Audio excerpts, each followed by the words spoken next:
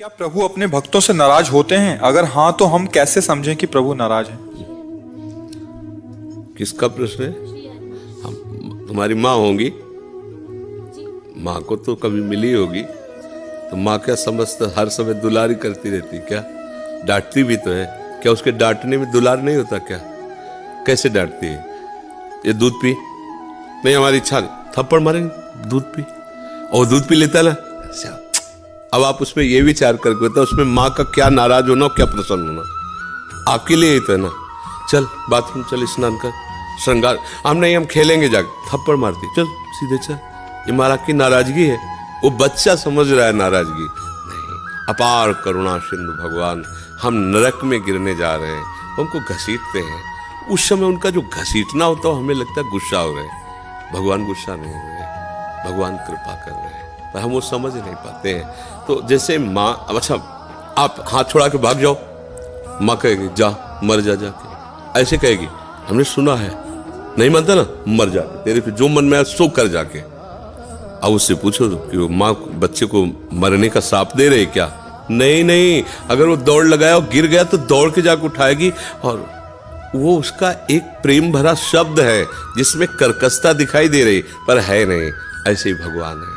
अनंत माताओं में जो वात्सल्य है वो हमारे भगवान के एक बिंदु से है, वो वात्सल्य सिंधु है। सोचो जब एक माता अपने बच्चे का अहित नहीं कर सकती तो अनंत माताओं जैसा प्यार लिए हम सच्चे उनके संतान हैं।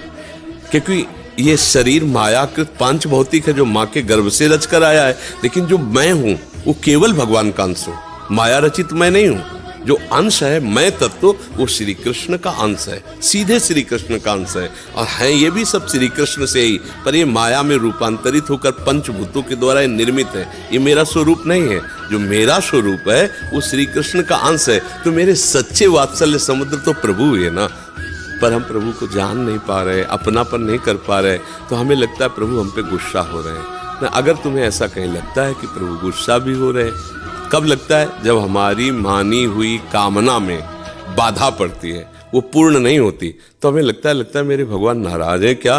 क्योंकि अगर नाराज ना होते तो उन सर्वशक्तिमान को ये बात पूरी करने में क्या घाटा था? उन्होंने क्यों पूरा नहीं किया? इसका मतलब नाराज नहीं, ऐसी बात नहीं है। जैसे हम चाह रहे हैं कि हमें 100 रुपया मिल जाए, तो आज जाकर के मैं ऐसा ऐसा मनमानी करूं, माँ कहीं 25 पैसे भी नहीं देंगे, नहीं देंगे, जा। क्यों? क्योंकि पता है कि अगर आज 100 रुपया पाएगा, हो सकता है कोई नशा करे, गंदे आचर, नहीं देंगे। और वही माँ जब देख लेगी कि हाँ सही ढंग से खर्चा कर देते हो, तो अपनी कमाई हुई पूरे जीवन की संपत्ति आपको दे देगी। ऐसे ही हमारे भगवान हैं। हमारे तो सब बच्चे ही ना, उपद्रवी बच्चे हैं, तो उतना दे देते हैं जितने खेल में हमारा नुकसान ना हो। जब हम मनमानी आचरण करने के लिए तैयार होते हैं और उनके शरणागत होते हैं, तो वो घेर देते हैं, हर वो बात नष्ट कर देते हैं जिससे हमारा अमंगल होगा। क्योंकि भगवान का एक नाम है मंगल भवन अमंगलाय, और हम मान रहे हैं कि उसमें मंगल है, और भगवान देख रहे हैं कि इसमें अमंगल है, उसको काट देते, पर हम समझ नहीं पाते हैं। एक दो मित्र थे, कई बार सत्संग में सुनाया है, वो दोनों मित्र कुछ दिनों के बाद आचरणों में दोनों के परिवर्तन हो गया। एक गंदे लोगों की संगत में शराब पीना, जुआ खेलना, वैश्यागमन करना, इधर चल पड़ा, और एक गंगा स्नान करना, नाम जप करना, भागवत सुनना, संतों का समागम करना। काफी लंबे समय तक दोनों का मिलान नहीं हुआ।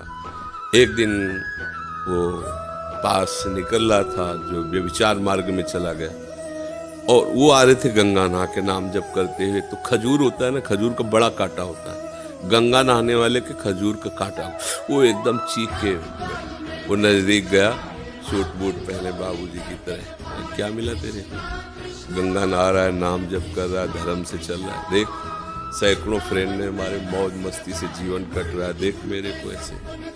थोड़ी देर के लिए उसको लगा कि यार बातों से ही बचपन से गंगा नहा रहा हूँ, नाम जप कर रहा हूँ, सही ढंग से खाने को भी नहीं, देखो नंगे पैर गंगा नहाने गया था तो खजूर का कांटा ला, वो बूट पहने घूम रहा है। वो गया उसको उपहासास्पद वचन कहकर, और अंदर से कि क्या भगवान मैं गलत, मेरा मार्ग गलत है। उतनी देर में एक वयोवृद्ध के रूप में प्रभु आए, लाओ लाओ मैं कांटा निकाल देता हूँ। बोले कांटा तो तुम ना निकालोगे तो हम ही निकाल लेंगे, पर हृदय में जो कांटा लग गया है अभी उसके वचनों से, उसका संशय। बोले क्या? बोले वो मित्र हमारा, हम दोनों मित्र थे, हम सतमार्ग में आए, वो कुमार्ग में आए, उसका महल खड़ा है, सूट बूट से टहलता है, कभी उसको जुकाम भी नहीं हुआ, नंगे पैर चलता हूँ, खाने को भी नहीं, देखो अभी कांटा खजूर का लगा हुआ, गंगा नहा के आ रहा हूँ, कोई पाप कर्म नहीं, ये सब क्या है? क्या हमारे भजन का यही फल मिला हमको? तो उनका नहीं, तुम केवल अभी वर्तमान को देख रहे हो। मैं तुम्हें अनेक जन्मों की बात बताता हूँ। ये जो अभी गया तुम्हारा मित्र पूर्व का पुण्यात्मा पुरुष है, इसने खूब दान पुण्य किए थे, इस जन्म में इसे चक्रवर्ती सम्राट का वैभव प्राप्त होना था। इसने जो पाप कर्म किए सब नष्ट हो गया है। अब ये कुछ क्षणों के लिए आपको ये दिखाई दे रहा है, जहां इसका वर्तमान का पाप और पूर्व का पुण्य नष्ट होकर पूर्व का पाप जुड़ा तो नष्ट हो जाएगा, ये किसी काम का नहीं रहेगा, देखना। और तुम्हारे ऐसे पाप थे कि इसी समय तुम्हें सूली की सजा मिलनी थी। पहले पुराने जमानों में सूली की सजा होती, भाले जैसे एक यंत्र में ऊपर से उसको लाके छोड़ा जाता था, गुदा द्वार में घुस के ऐसे, अब वो कितने घंटों में तड़प के मरे, बहुत कष्टप्रद मृत्यु। बोले तुम्हें सूली की सजा, तो खजूर के कांटे में निकल गई। तुम्हारा वर्तमान का पुण्य और पूर्व के जो पाप है वो नष्ट हो चुके हैं, और पूर्व का पुण्य, ये दोनों जब मिलेंगे तो तुम्हें जो अपार सुख होगा वो सोच भी नहीं सकता। इसलिए तुम गलत नहीं हो, अपने विचारों को शुद्ध रखो। तो धर्म से चलोगे, ठीक चलोगे, तो हो सकता है आज तुम्हें कष्ट लगे, ऐसा लगे कि भगवान हमको क्यों नहीं दे रहे हैं सुख वैभव जो मैं चाहूँ। लेकिन देखो सामने वाला गलत कर रहा है, अधर्म कर रहा है, बहुत फल फूल रहा है, वो फल फूल नहीं रहा, वो हाइलोजन की तरह चमकेगा, फ्यूज हो जाएगा, और तुम दीपक की तरह जलोगे, बराबर तुम्हें आनंद प्राप्त होता रहेगा। ये पक्का समझ लीजिए, कोई कहानियां नहीं है, धर्म से चल। देखो ना दुर्योधन को, एकदम सब ऐसा लग रहा था कि अब क्या होगा पांडवों का, 12 वर्ष का वनवास, 1 वर्ष का अज्ञातवास, मतलब कभी नहीं हट पाएंगे। इन महान बलियों को कहां छुपाया जा सकता है 1 वर्ष तक, अगर जान गए तो फिर 12 वर्ष का, यही चाल चले थे। लेकिन जिनके सहायता करने में भगवान उनको, आखिरकार हस्तिनापुर के चक्रवर्ती सम्राट पद पर महाराज युधिष्ठिर बैठे और उनके कुल में कोई पानी देने वाला नहीं बचा, सब नष्ट हो गए। तो अधर्म थोड़ी देर तुम्हें लगेगा फलते फूलते, और उसका परिणाम है नाश। धर्म थोड़ी देर लड़खड़ाते नजर आएगा, लेकिन उसका परिणाम है लक्ष्य पर पहुंच जाना। इसलिए अधर्म की तरफ गति मत बढ़ाओ, वर्तमान में बढ़ने की, उन्नति की बात मत देखो, भविष्य को देखो, तुम्हारा भविष्य मंगलमय होगा। बुद्धिमान पुरुष, विवेकी पुरुष भविष्य को देखते हैं, और जो मूर्ख होता है वो अभी को देखता है, अभी खाओ, अभी मौज लो, लेकिन आगे। बुद्धिमान अभी हम खा रहे हैं, मौज ले रहे हैं, लेकिन आगे क्या होगा, इसका परिणाम क्या होगा।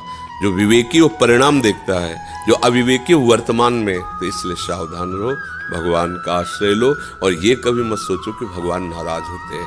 वो जो भी प्रतिकूलता देते हैं हमारे मंगल के लिए देते हैं, हम समझ नहीं पाते।